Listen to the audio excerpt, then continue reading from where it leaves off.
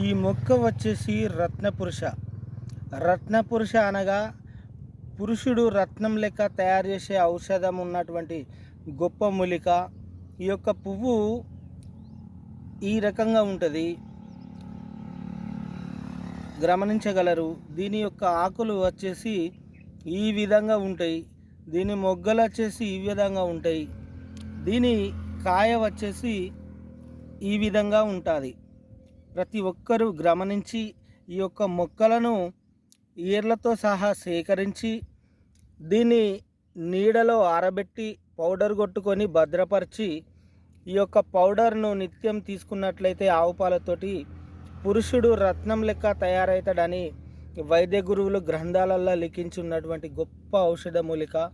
మొక్కలను గుర్తించడం గొప్ప విశేషం. నా యొక్క వీడియోను చూసేవారు మొక్కలను గుర్తిస్తారని చాలా సేకరించి చూపెట్టడం జరుగుతుంది. ప్రతి ఒక్కరూ ఇట్లాంటి మొక్కలను సేకరించండి, వైద్యంలో వాడుకోండి.